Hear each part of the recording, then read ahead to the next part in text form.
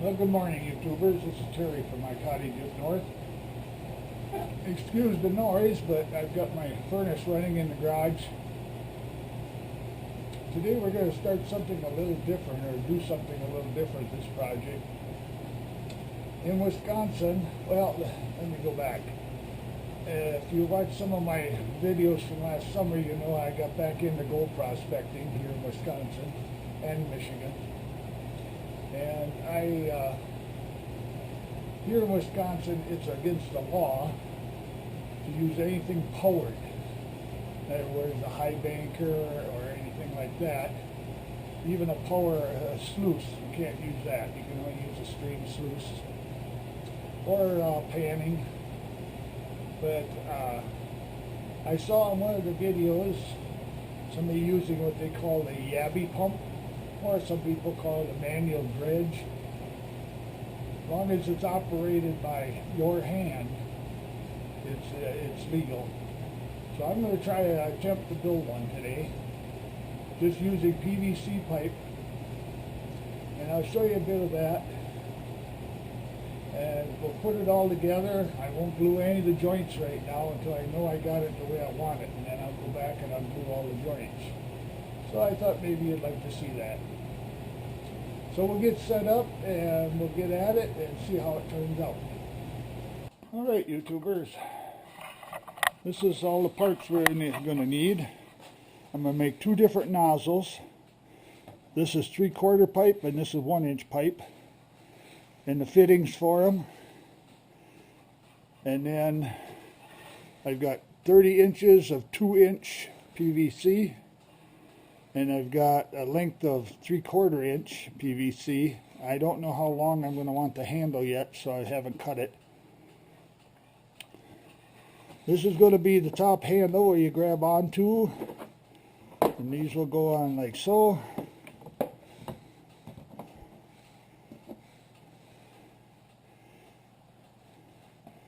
And this is the key to it right here. This is a 2-inch pressure plug.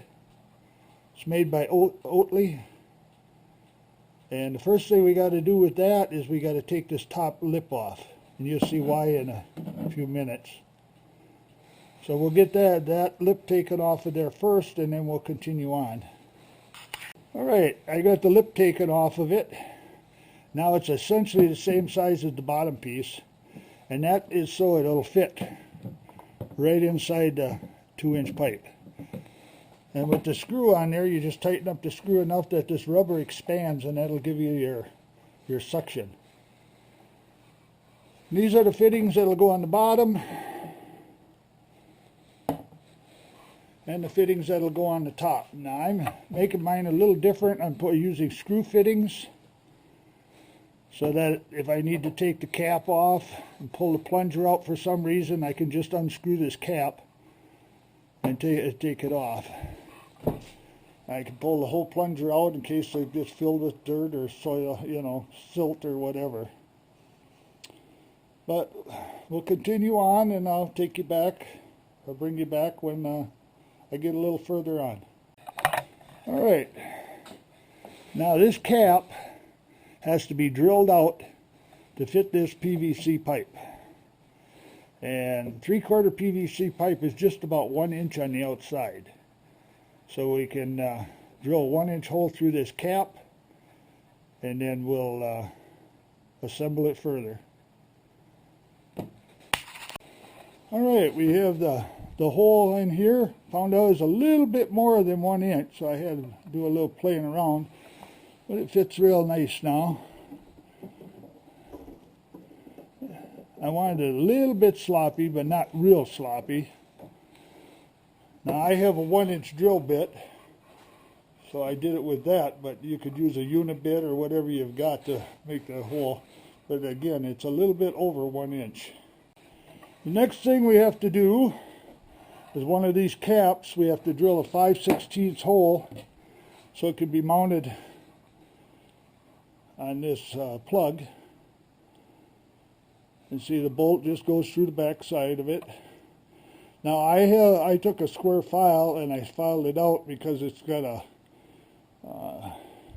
like a hex up by the top, and I'll show you that in a minute. But so I filed it out because otherwise the bolt was a little bit too short. You could either just get yourself a longer bolt, or if you have a square file, you could just file it out. I chose to use the file. But that goes on the plunger. I don't know if I can do this one-handed or not. There.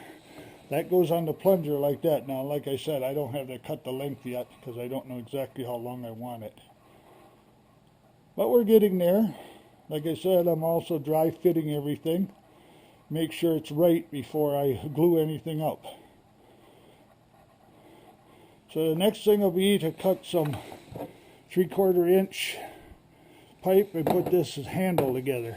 So we'll do that next. There, that's done. I just cut them 1.5 inches. Now they're sticking out quite a bit, but when I put the glue and stuff on them and press them together, then they'll be a lot closer. And you'll see that after I glue them up. They'll be a lot closer. Right now I just got them stuck together. Alright, now it's time to start assembling. And just that quick, it's put together. This is my extra nozzle I'm going to have for sucking up bigger stuff. This is 1 inch. And then I got 3/4 inch on here. What's nice about this is if anything happens, I can unscrew it here or up here and take it apart out in the field, clean it up, whatever I need to do, and put it all back together. So this is what it looks like.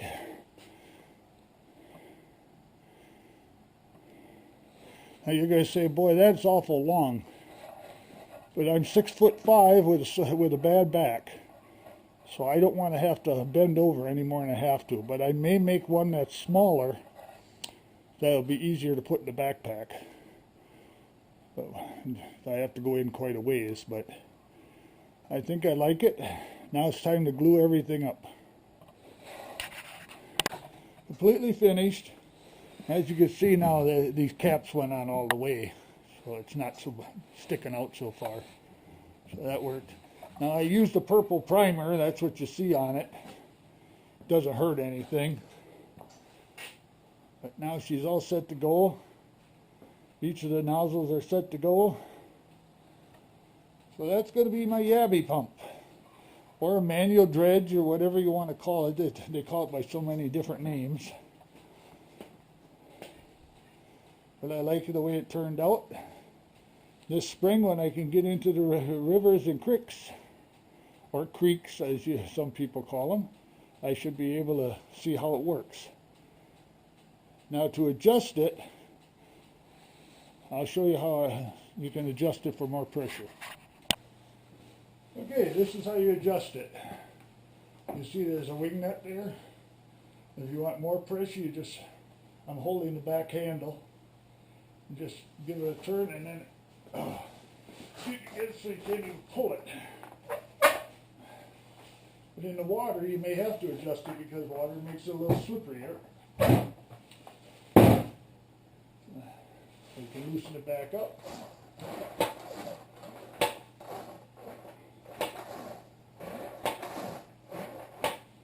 There. She is complete. Then you just put the nozzle back on. Whichever one you want. Like I said, I'm using a 3/4 and a 1 inch. You can go down to 1/2 inch if you wanted to. And you don't have to put these on real tight. If you do, you're going to have a bear of a time to get it to come off. So, that's the way it is.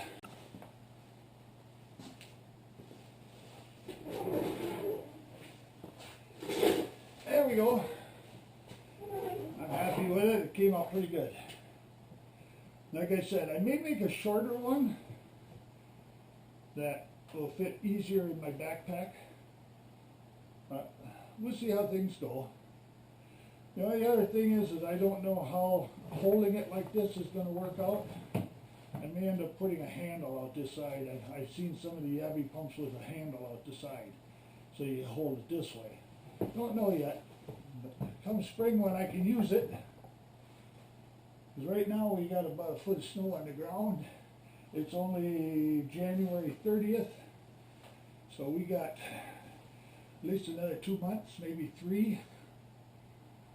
Probably about 2 months before I can get back out and do anything. So like I said, and the nice part about this system, if I decide to make a shorter one, I don't have to make any more nozzles. Because I'll make it the same way and I can just interchange nozzles as I need to use them. So it's just my little take on what you can do. I'm glad the way it came out. One of the things I wanted is when you put this back in, you don't want your fingers slamming against the cover, so I left it out enough that it won't be doing that. Now I know on some of the ones I watched on YouTube and that, they use a 1/2 inch PVC. And you know, you can do whatever you want, but I thought the strength of a 3/4 PVC would be better. And time will tell. I may break this one, I don't know. But it was fun to make. And I think it's going to get me more chances at some gold, so. Especially if I'm around bedrock any place, in these creeks and rivers. Or if it's too deep for me to, you know, or too much current.